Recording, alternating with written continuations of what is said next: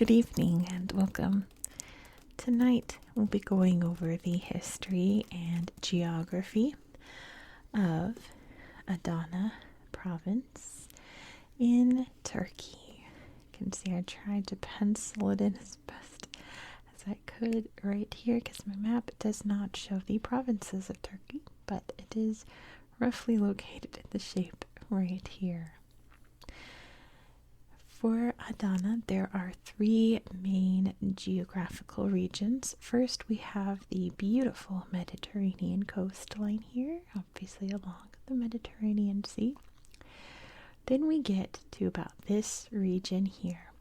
This is known as the Sicilian Plain, and you can find the very large city and capital of Adana there, but pretty much everything around here is mostly farmland, very rich soil. And then the further north you go, once you get up to here, and definitely up here, you hit the Taurus Mountains, and these mountains are very rugged, jaggedy kind of mountains. Lots of rivers flowing down through the area, but there's definitely more people that live down here than up in here. So, in a nutshell, that's pretty much the geography of this part of Turkey. If you know your recent history in 2023, you'll know that this corner of the world here was hit by a very devastating 7.8 earthquake in February 2023. I'm going to include a link down in the description of any resources I can find where you can help out in those areas, because it's pretty bad, you guys. I've seen some pictures of some places in Adana that are just flattened, and it makes me really worried because I research a lot of these places, and knowing that potentially they could be ruined today is really sad. So my thoughts and prayers and all wonderful hopes and dreams go out to Adana province and this area of southeast Turkey and northwest Syria. It's weird to say, but my heart goes out to this area of the world and hope that everything is on its way toward healing. I grew up in San Francisco, California. I understand earthquakes. I have felt a 7.1 or 6.8, something like that, earthquake. It was terrifying. I can't imagine anything stronger than that. So, all of my sympathy and love toward the people of this area. But let's go way back in history. People have been living in this area for a very long time. I mean, you can see here is Syria, Israel's just down here, Iraq's right over here, and of course Egypt right down here at the bottom of the Mediterranean. So people have just been living in this corner of the world since history began. So there are some really cool burial mounds in Adana that are dated from about 6,000 BCE. That is very old. So people have been living here for a very long time. So the history of this area is very long and complex, and it's one of those decisions where it's like, well, is this going to be an hour-long video or a 20-minute video? And I always opt for the shorter ones just for the sake of me not rambling on and for my sanity, to be honest. So we're gonna summarize a lot of the history. Also a note that there have been some very terrible, horrifying things that have happened in this corner of the world. So I'll touch more on that when we get to it. Right now we're in the very ancient times. Adana was mentioned in the Epic of Gilgamesh, pretty much the world's oldest surviving fiction. It was also mentioned in the Iliad, which is really neat. The earliest people that would have lived in this area were known as the Luwians. Never heard of the Luwians. They lived here for quite a long time, but many different powers came and went in this area. The first being the Hittites, which were later conquered by the Assyrians. And for a long time it was under Assyrian control. And it was in 612 BCE that the kingdom of Cilicia was formed. This area, like I mentioned, is the Cilicia Plain. And essentially it was just this big area here. The kingdom did not last long with independence. They were conquered by the Achaemenids in 549 BCE to become part of the Achaemenid Empire that spread out through most of Anatolia and a little bit further beyond. And then Alexander the Great came through in 333 BCE to fight King Darius III. He came through this area and conquered it. But of course, he died not long after that, so this area came under the control of the Greeks, or it came under like Hellenistic influence. It was even under Ptolemaic influence for a little bit. But then the Seleucids swept in from this region up here and began to conquer. And then, just summarizing history here, the Seleucids were conquered by the Armenians, which lived over in this area here. They spread out their kingdom into this area. Eventually, they would be replaced by the Romans, who swept in aggressively and took over. And Cilicia became a Roman province. And eventually, that was absorbed into the Byzantine Empire. Since the Roman Empire was split in two, it became part of the Byzantine part. And this was when Christianity was introduced to the region. Now, the Byzantines really struggled to hold on to this corner in particular. It was a tricky spot because soon they were fighting the Sasanians, who would have come from just over here, pretty much what's now Iran-ish. They were really spread out. The Sasanians took over, the Byzantines had to conquer it back. The Abbasid Caliphate swept in. The Byzantines had to conquer it back, right? The Seljuk Turks swept in very aggressively. The Byzantines took it back. The Armenians then came in and held it pretty hard.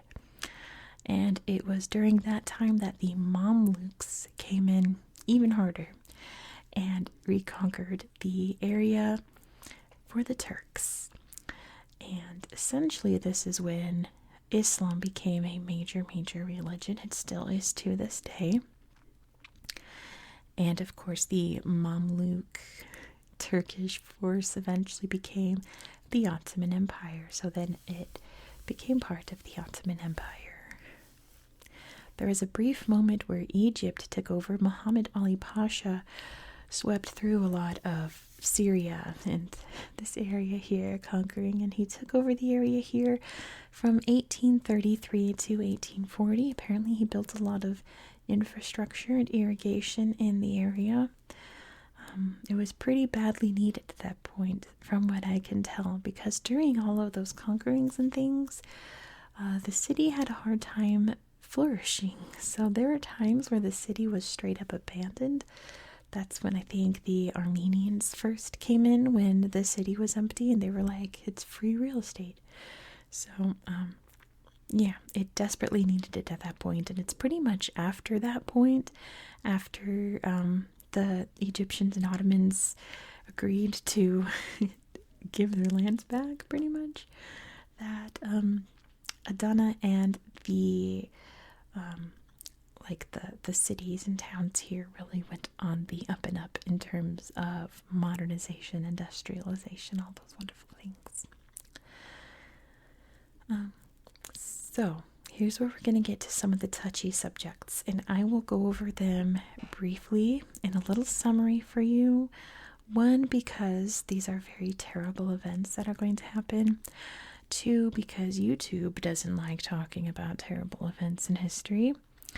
And three, because this is an ASMR channel, and I'm here to relax you, wind you down, put you to sleep. However, I can help you to relax and be calm, and a lot of these events beginning in the early 1900s are not very relaxing, so I'm going to do my best. So, the year is 1909. There has been a large Armenian population in Adana ever since the Armenians last took over.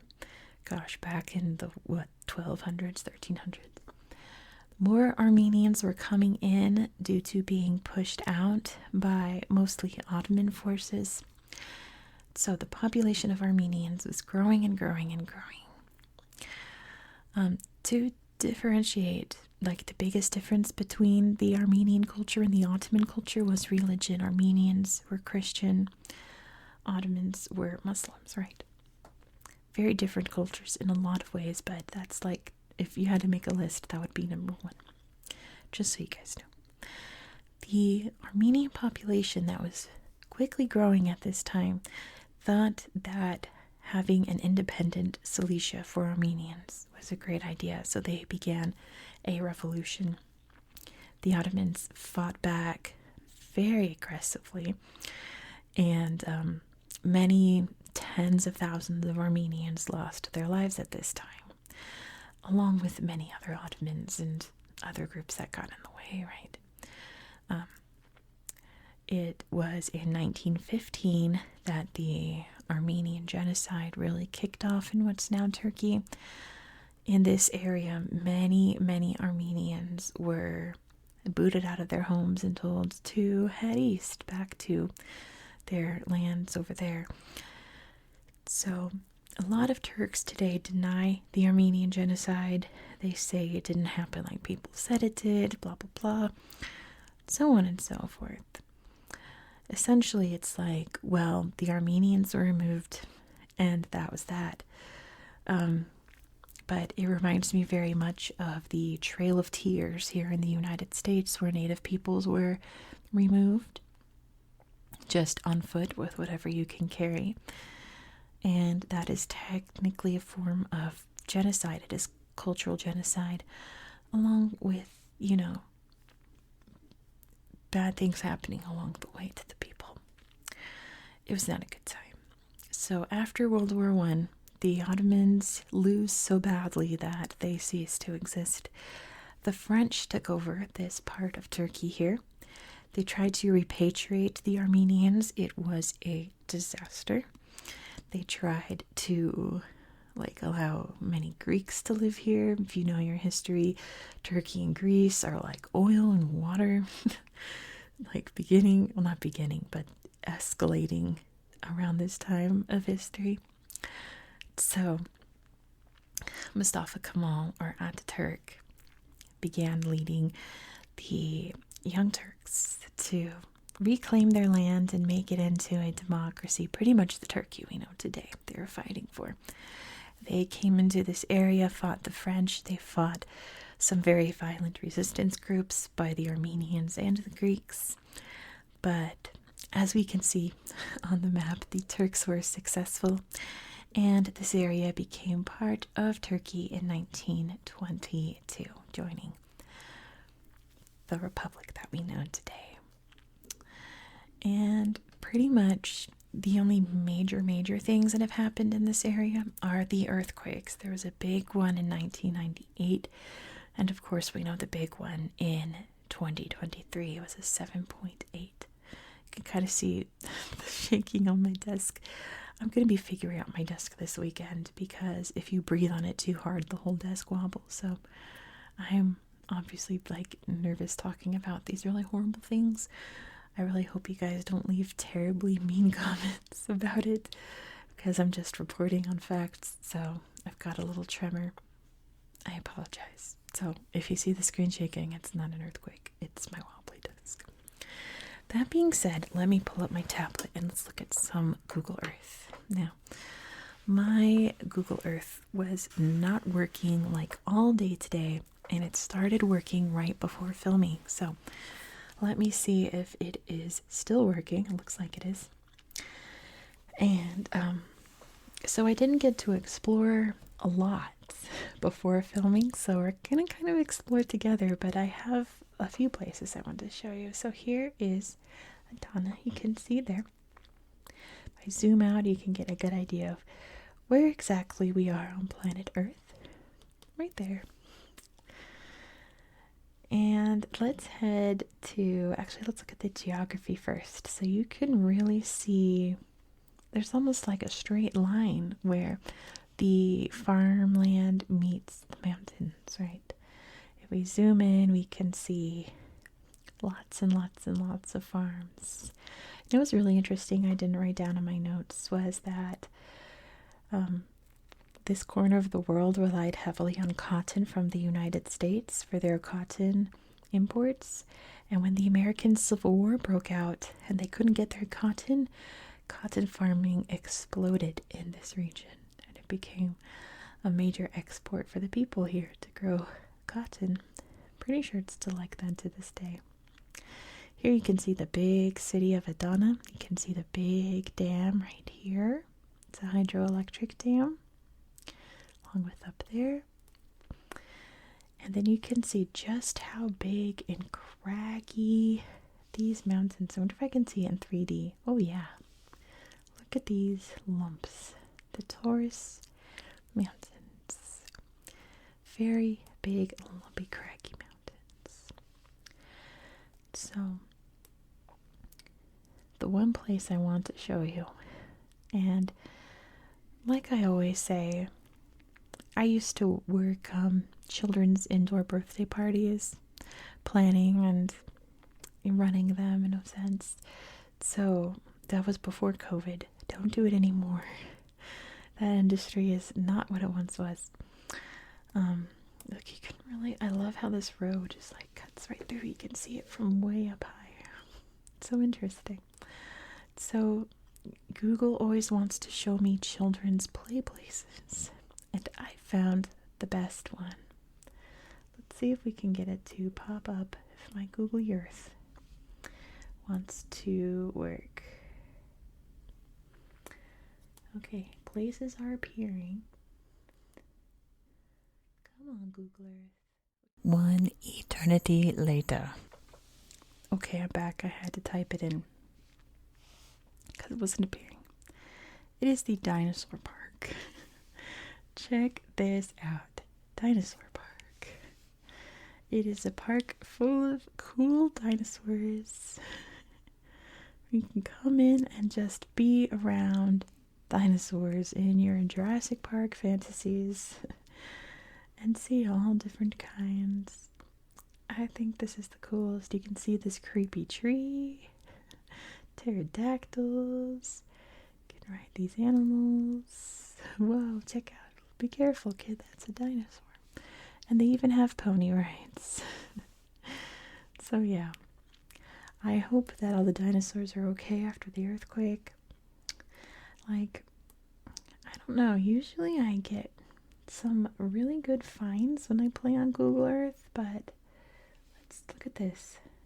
What is this? The Archaeology Museum. Well, this should be cool. That looks neat. Let's play here. Look at these old statues. Looks pretty Roman, right? Those are interesting. Ooh, that looks pretty Greek. That looks very Roman. Very Assyrian looking, that statue. Oh boy. This is interesting. I wonder if these are ancient, like, Turks or something. This is a neat place to explore. You can see what an old bath looked like. Old mosaics. Old statues. More floors. Ooh, there's some bones. That's a bony guy for sure. Or lady. Looks like some old coins and columns and sarcophagi. That's pretty neat. Okay, let's see if Google Earth can bring us anything else. I don't know. It's like I either find the coolest things to show you guys, or Google Earth has nothing for me. Here's another beautiful park. It looks like Little Red Riding Hood there. There's her grandmother. That's pretty cool. There's a Smurf. Ooh, neat statue there of the Turks. Oh, that's cute. A splash pad. There's Snow White. That's cool. Yeah, usually Google Earth shows me just like a lot of nothing or a lot of something. There's even all the doors there, T-posing and everything. Really neat. But yeah, let me do this. Show you just some pictures of the city. There's some gorgeous mosques in Adana. It looks very like Ottoman style, yeah. Beautiful green areas. And again, it just kind of makes me sad because it's like I hope this mosque is okay. I hope the bridges are okay. I hope the buildings are okay. It's hard to tell when it was a tragic earthquake that happened so recently. There's just not a lot to tell me like if everything's all right. Looks like it's along the big dam there, or along the river there in the city. Public statues, cool bridges. But yeah, I suppose that's all that I will show you for today. I just really like how from above you can see how distinct the landscape is in this little corner of the world, right? Just this little nook here in Turkey. So I'll leave it at that for tonight.